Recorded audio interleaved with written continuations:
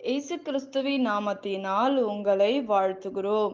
இந்த நல்ல நாளிலே ஆண்டவருடைய வார்த்தையை நாம் பார்க்கலாம். சங்கீதம் 107 அதிகாரம் 20 அவர் தமது வசனத்தை அனுப்பி அவர்களை குணமாக்கி அவர்களை அழிவுக்கு தப்புவிக்கிறார். பிரியமானவர்களே, இந்த காலை வேளையிலே ஆண்டவர் உங்களோட பேசுகிற வார்த்தையை நாம் பார்க்கலாம்.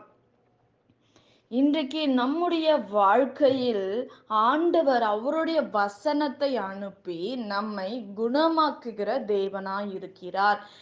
நம்மை விடுதலை ஆக்குகிற தேவனாய் இருக்கிறார். அவருடைய வார்த்தையிலே விடுதலை உண்டு. ஆண்டவருடைய வஸ்திரத்துல ஒரு வல்லமை புறப்பட்டது. அவருடைய வார்த்தையிலிருந்து ஒரு வல்லமை புறப்படுகிறதை நாம் பார்க்கிறோம்.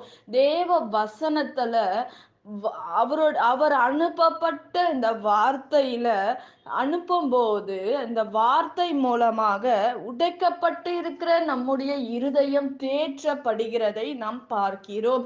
அந்த வார்த்தை நிமித்தமாக ஆண்டவர் ஒருவன் பாவம் செய்துவிட்டு தேவ சமூகத்தில் வரும்போது இந்த வார்த்தை அவனுடைய இருதயத்துக்கு நேராக கடந்து போகும்போது அவன் மனம் திரும்புகிறான். அவன் இருதயம் நொறுக்கப்படுகிறது என்பதையும் நாம் வேதத்தில் பார்க்கிறோம். பிரியமானவர்களே, ஆண்டவருடைய வார்த்தை வானம் பூமி ஒழிந்தாலும் என் வார்த்தை மாறாது என்று சொல்லுகிறதையும் நாம் பார்க்கிறோம். இன்றைக்கு ஆண்டவருடைய வார்த்தை சொல்லுகிறது, ஆண்டவர் வசனத்தை அனுப்பி அவர்களை குணமாக்கினார் என்று வேதத்தில் நாம் பார்க்கிறோம். ஏசப்பா எத்தனையோ வார்த்தைகளை நம்மோட பேசி இருக்கிறார். நம்முடைய ஆத்துமா திருப்தி ஆகிறது என்றால் அவருடைய வசனம் வார்த்தை பசியுள்ள ஆத்துமாவை நன்மையினால் நிரப்புகிறார் என்று நாம் பார்க்கிறோம். பிரியமானவர்களே, ஆபத்திலே ஆண்டவரை நோக்கி கூப்பிடும்போது அவர் எல்லாவற்றிலும் இருந்து நமக்கு உதவி செய்து இக்கட்டான சூழ்நிலைகளை ஆண்டவர் மாற்றி நம்மை ரட்சிக்கிறார் என்று வேதத்தில் நாம் பார்க்கிறோம். இன்றைக்கு நம்முடைய வாழ்க்கையில் இக்கட்டான சூழ்நிலையில் இருக்கும்போது ஆண்டவர் வார்த்தையினாலே நம்மை விடுதலையாக்குகிறார், நம்மை ரட்சிக்கிற தேவனாய் இருக்கிறார், நம்முடைய காயங்களை கட்டுகிறவராய் இருக்கிறார் என்று நாம் பார்க்கிறோம் வேதத்தில். பிரியமானவர்களே, இன்றைக்கு ஆண்டவர் சொல்லுகிற வார்த்தை என்னவென்றால், நிர்மூடர் தங்கள் மார்க்கத்தாலும் தங்கள் அக்கிரமங்களினாலும் நோய் கொண்டு ஒடுங்கி போகிறார்கள் என்று வேதம் சொல்லுகிறது. இன்றைக்கு நாம் சில பலவீனம் அடைகிறோம், சில பிரச்சனைகளை நாம் சந்திக்கிறோம் என்றால் அது யாரால வருகிறது?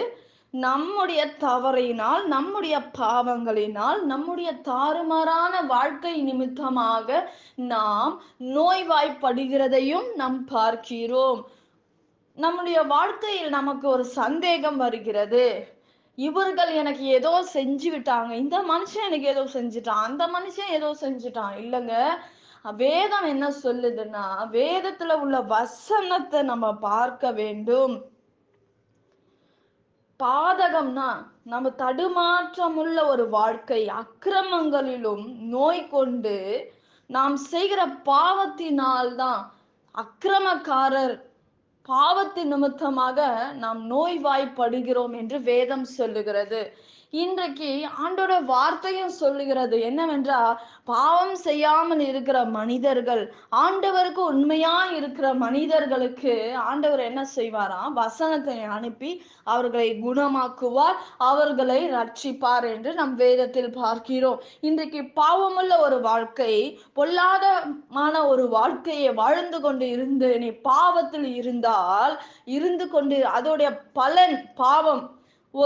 நிறைய பேருடைய வாழ்க்கை இந்த ஒரு முறை மட்டும் இந்த காரியத்தை நான் செஞ்சிடறேன், இந்த ஒரே ஒரு முறை மட்டும் இந்த காரியத்தை நான் பண்ணிடுறேன், இனி இப்படிப்பட்ட காரியங்களை நான் பண்ண மாட்டேன் அப்படின்னு சொல்லி அந்த பாவ வாழ்க்கையில விழுகிற ஜனங்கள், அந்த பாவம் நம்மை அடிமைத்தனமாக மாற்றிவிடும். அந்த பாவத்திலிருந்து நம்மளால வெளியே வர முடியாது. அநேகருடைய வாழ்க்கையில் நீங்க கேட்டு பாருங்க, நான் கொஞ்ச நாள் தாங்க இந்த காரியத்தை செஞ்சேன். இதுக்கு நான் அடிமை. என்னால இந்த காரியத்தை நான் விடணும்னு நினைக்கிறேன். அதனால என்னால முடியல அப்படின்னு சொல்லுவாங்க. இன்னைக்கு நான் இந்த காரியத்தை செய்யக்கூடாது என்று நான் ஆண்டவர்கிட்ட சொன்னேன். ஆனா நான் இந்த காரியத்தை செய்யறேன். இரவானா நான் இந்த காரியத்தை செய்யறேன். இந்த இடத்துக்கு என் கால் போகுது. இந்த இடத்துக்கு என் கை போகுது. இந்த காரியத்தை நான் துணிகரமா செய்யறேன் என்று சொல்லுகிறவர்கள் ஏராளம். அந்த பாவம் அவர்களை என்ன செய்யாதான் விடாது.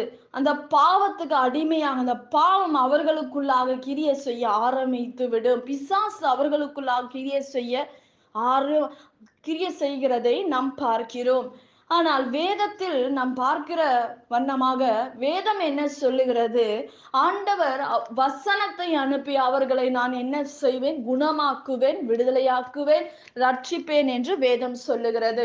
இன்றைக்கு நம்முடைய வாழ்க்கையில் இந்த வேதத்தின்படி நாம் வாழ்ந்தால்தான் நாம் இந்த உலகத்தில் இருக்கிற காரியத்தை ஜெயிக்க முடியும்.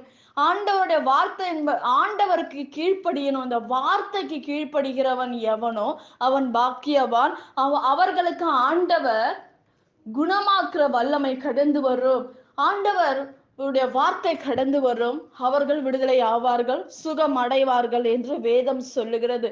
இன்றைக்கு நம்முடைய வாழ்க்கையிலும் இப்படிப்பட்ட காரியங்கள் செய்ய வேண்டும். ஆண்டோட வார்த்தைக்கு கீழ்ப்படிய வேண்டும். முதலாவது கீழ்ப்படிதல் முக்கியம். நம்முடைய வாழ்க்கையில் ஆண்டவருக்கு கீழ்ப்படிய வேண்டும். வேத வசனத்துக்கு கீழ்ப்படிய வேண்டும். இப்படிப்பட்ட காரியங்கள் நம்முடைய வாழ்க்கையில் நிச்சயமாக வர வேண்டும். இன்றைக்கு உலக காரியத்துக்கு நீ ஓடிக்கொண்டு இருக்கலாம். உலக மக்களோட உலகத்துக்கும் உங்களுக்கும் ஒரு வித்தியாசம் உண்டு. வேதம் சொல்லுகிறது, உங்களுக்குள் இருக்கிறவர், இந்த உலகத்தில் இருக்கிறவரும் உங்களுக்குள் இருக்கிறவர் பெரியவர் என்று வேதம் சொல்லுகிறது. இன்றைக்கு நீங்கள் ஆண்டவருக்கு கீழ்ப்படிய வேண்டும். நீங்க கீழ்ப்படியும் போது இந்த வார்த்தை உங்கள் வாழ்க்கையில் கிரிய செய்யும். ஆனால் நீங்கள் உலக காரியங்களுக்கு சிக்குண்டவர்களாய் இருந்தால், நீங்கள் பாவத்தின் நிமித்தமாக உங்களுக்கு வியாதிகள் வந்திருக்கலாம், மரண படுக்கைகள் இருக்கலாம். இன்றைக்கு தேவ சமூகத்தில் ஒப்பு கொடுத்து விட்டு இந்த வார்த்தையை விசுவாசிக்கும் போது கர்த்தர் வார்த்தையின் மூலமாக உங்களை விடுதலையாக்குவார், சுகப்படுத்துவார். நாம் ஜெபிக்கலாம். பரலோகத்தில் வாசமாய் இருக்கிற அன்பின் பிதாவே, உங்க நாம மகிமைப்படுவதாக, உங்க ராஜ்யம் வருவதாக. ஆண்டவரே, நீர் எங்கள் மத்தியில இறங்கி பெரிய காரியங்களை செய்து முடிப்பீராக. அற்புதங்கள் நடக்கட்டும். இந்த வார்த்தையின்படி எங்களுடைய வாழ்க்கையில கிரிய செய்வீராக. எங்கள் பாவங்கள், எங்கள் மீறுதல் மன்னிங்க. ஆண்டவரே, இந்த வார்த்தை நிமித்தமாக எங்களை ஆசீர்வதிங்க, பெருக பண்ணுங்க. எல்லா பலவீனத்துக்கும் எங்களை விலக்கி பாதுகாத்துக் கொள்ளுவீராக. இயேசுவின் நாமத்தில் வேண்டுகிறோம் எங்கள் ஜீவனுள்ள நல்ல பிதாவே, ஆமேன். கர்த்தர் தாமே உங்களை ஆசீர்வதிப்பாராக. ஆமேன்.